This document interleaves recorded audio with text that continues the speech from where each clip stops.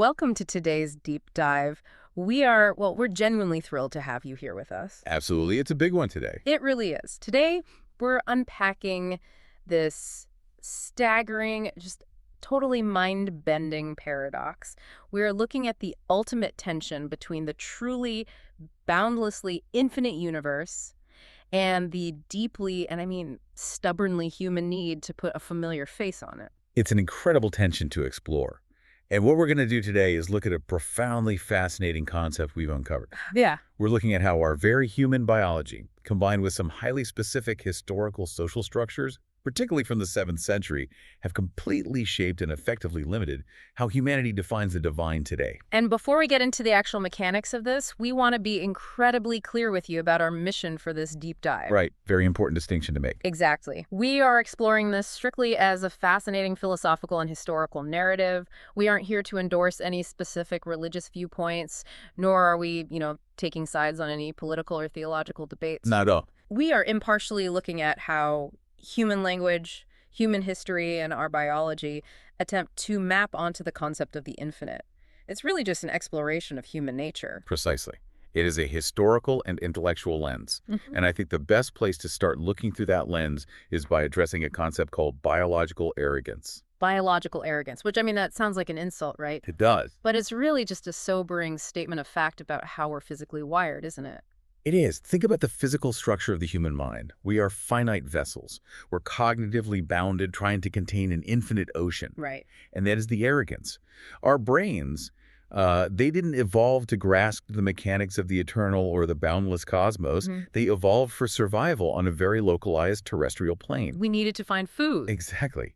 We developed neural pathways to find food, avoid predators, navigate complex tribal dynamics. Yet we operate with this underlying, totally unquestioned assumption that a primate brain wired for localized survival is somehow perfectly equipped to comprehend a limitless universe. But wait, let me push back on that slightly. Because if our brains are so strictly wired for just finding berries and, avoiding lions, why did we even bother trying to conceptualize an infinite universe in the first place? Isn't that a massive waste of biological energy? That is the brilliant side effect of higher consciousness. Okay. The exact same pattern recognition software that allowed us to track weather seasons for agriculture or track animal migrations eventually got turned upward toward the stars. Oh, I see. We are compelled to find patterns. We have to assign causes to those patterns.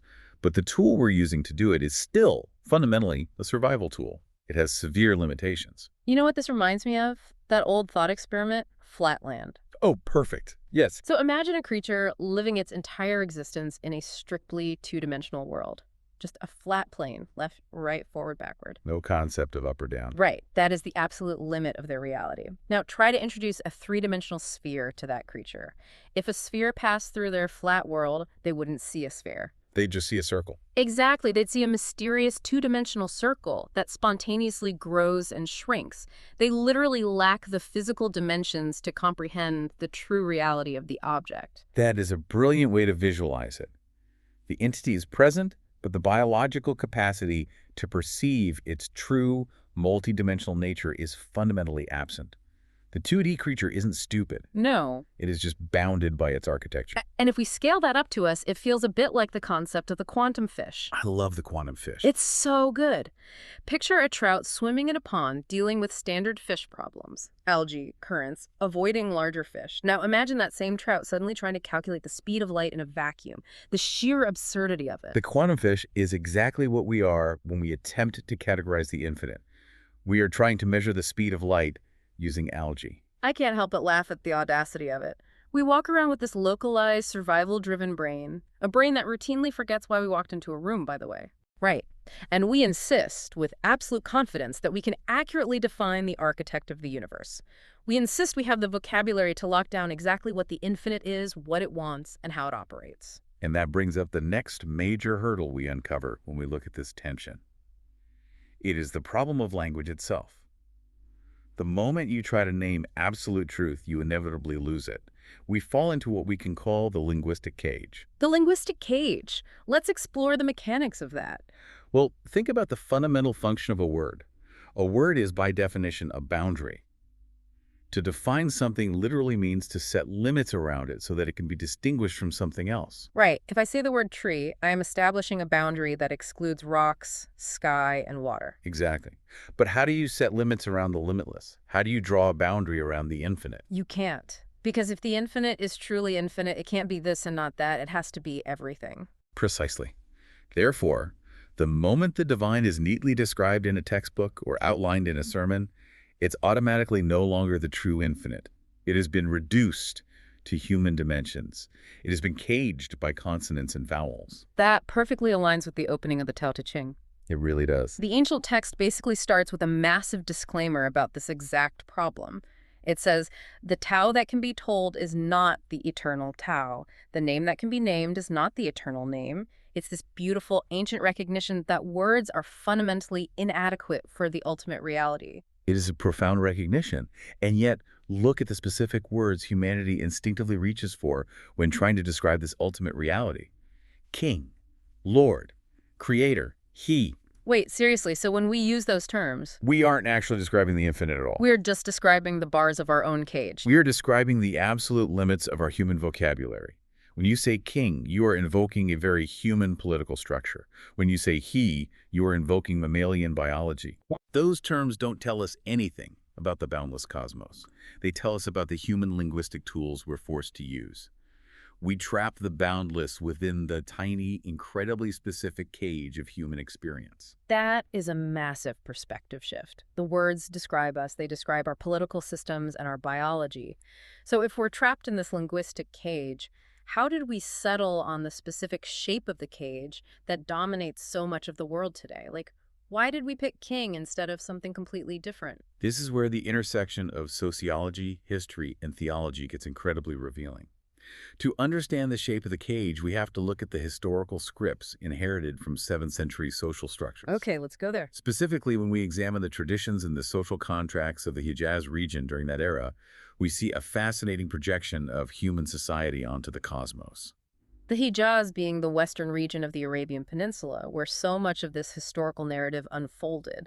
And let's paint a picture for you of what that environment actually looked like. It's crucial context. It is. This is a brutal, unforgiving desert landscape. Survival is not guaranteed. There are no massive stabilizing rivers like the Nile or the Tigris. Your survival depends entirely on the collective protection of your tribe. That environmental reality is paramount. In a landscape, that harsh social order is a matter of life and death. And when the people of that era conceptualized the ultimate cosmic authority, they didn't imagine something abstract, formless, or alien. No, they wouldn't have. The divine in this era perfectly mirrors the most powerful, commanding, and familiar figures necessary for survival in that specific time and place, namely the tribal chief and the parent. We took the ultimate authority figures we knew, the chief who commanded absolute loyalty to keep the tribe alive, the parent who disciplined the family, and we simply scaled them up to a cosmic level. The infinite became a cosmic chieftain. It was the highest form of power that the human mind in that localized environment could conceive. And when we analyze how humanity forced the infinite into this 7th century mold, we find 3 specific anchors of humanization. 3 ways we tied the boundless universe to the desert floor. Exactly. Let's unpack these 3 anchors because they are incredibly prevalent today. The first one is the emotional spectrum. The emotional spectrum is the act of attributing localized human emotions to the infinite. In the historical texts and traditions of the time, we see very specific concepts heavily emphasized. For example, the concept of gadab, which translates to wrath or intense anger, and rida, which means satisfaction or pleasure. Let's think about the biological reality of anger for a second. Anger is a stress response. It involves cortisol, adrenaline, a sudden spike in heart rate.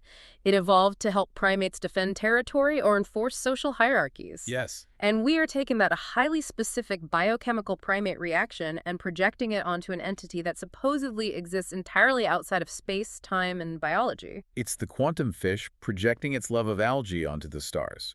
We assert that the divine must experience wrath when disrespected, because a 7th century tribal chief absolutely must experience and display wrath when disrespected. Because if a chief doesn't show wrath, the tribe falls apart. And people die in the desert. Right. The emotion is a tool for maintaining social order, which leads directly into the second anchor we use to humanize the infinite, the reward system. The reward system is perhaps the most structurally ingrained anchor. The inherited scripts from this era define a system of cosmic governance based entirely on transaction, loyalty, and consequence. A carrot and a stick. Exactly. You obey the rules, you are rewarded with an eternal oasis. You disobey or show disloyalty, you are punished with eternal fire. It's a transactional cosmos. And again, this makes perfect logical sense for a society trying to maintain order in a harsh environment. If you live in the 7th century Hijaz, absolute loyalty to the tribe is your only currency. It's everything. You project a cosmic authority that demands that same absolute loyalty. You build a cosmic governance system that functions exactly like your terrestrial one. It's a one-to-one mirror of the social contracts that kept those communities intact. And the third anchor is the most visceral and literal of them all, the anthropomorphic anchor. This is the human need to assign actual physical bodily traits to the divine. We give the infinite a face that turns toward us. We talk about its hands. We picture it sitting on a throne. We literally furnish the celestial realm with 7th century royal furniture. Now, I encourage you to critically think about why. Why? If we acknowledge that the universe is vast, cold, and composed of dark matter and expanding energy, do we desperately need the infinite to have hands and a throne? Yeah, why not just accept it as an incomprehensible, formless energy? Because a formless, infinite void offers absolutely zero comfort to a highly social species. We are primates. We navigate our entire reality by reading faces, understanding hand gestures, and finding our place within social hierarchies. That's how we connect. A vast, silent, formless expanse doesn't just lack comfort, it is psychologically terrifying. We need a familiar authority. We need a parent. We need a face to look up to, even if we have to invent it from our own reflection. We anchor the infinite to our own physical form so we don't feel quite so incredibly alone and lost in the dark. We shrink the universe down into a shape we can hug. Or, at the very least, a shape we know how to beg for mercy from. We know how to talk to a king on a throne. We do not know how to talk to a boundless quantum field. And this brings us to the absolute climax of this exploration. Everything we've discussed, the biological arrogance, the linguistic cage, the tribal mirrors, and the physical anchors, culminates in what we can call the definition fallacy. The definition fallacy. This is the core paradox of the whole thing. It is. We cannot have a coherent conversation about the nature of the universe or the divine until we confront the stark reality of this fallacy. And it goes back to the emotional spectrum we discussed. If we collectively agree that the divine can be angry with us or happy with us, consider what we've actually done. We've turned it into a temperamental human. We have. Think about the mechanics of anger or satisfaction. An emotion is a reaction to a changing circumstance. If the divine is reacting, it is changing. And if it's changing, it's subject to time. It's subject to the flow of time. We take that which is entirely beyond space, beyond time, beyond physics, and we shrink it down into something relatable. We shrink the infinite. The trap here is staggering. Let me see if I can map out the two sides of this fallacy clearly for you.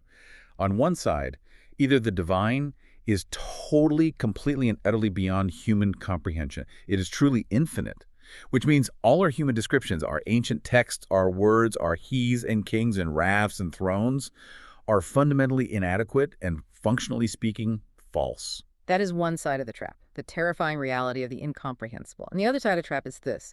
The divine is exactly like us. It actually possesses our specific emotions, our desperate need for loyalty, our capacity for anger and jealousy. All right. And if the divine is exactly like us, meaning our ancient scripts and descriptions are literally true, then the divine is actually quite small. If God is just a magnified human chieftain sitting on a throne getting angry about tribal politics, then God isn't infinite at all. We are caught in a script written by our own desperate need for a familiar authority. We're trapped between a void we can't understand and a 7th century reflection we've outgrown. Recognizing that script is the first step toward genuine intellectual and philosophical freedom.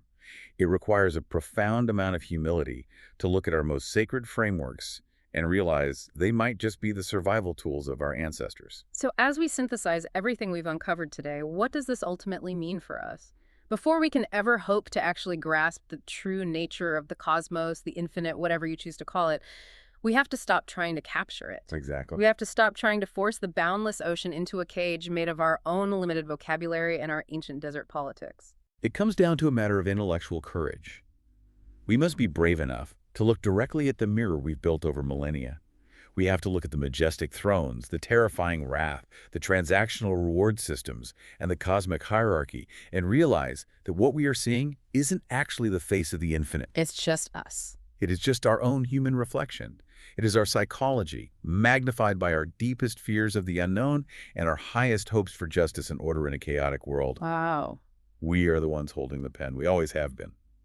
History shows us that we have simply been writing a deeply human story on a vast cosmic canvas. Writing a human story on a cosmic canvas, that is a heavy, beautiful realization. And as we leave you today, I want to leave you with one final provocative thought to mull over on your own. It builds on everything we've explored today about these historical projections. I think this is the most important takeaway. If we accept that our rigid, inherited definitions of the infinite, the strict rules, the concept of divine wrath, the cosmic judgments, are actually just reflections of our own ancient human social structures, how does that realization change the way we judge and treat each other today? That is the ultimate application of this knowledge. If the cosmic rules we argue over, divide ourselves over, and sometimes even hurt each other over, are just a mirror of our 7th century ancestors trying to survive in a brutal desert environment, what happens when we finally decide to put the mirror down?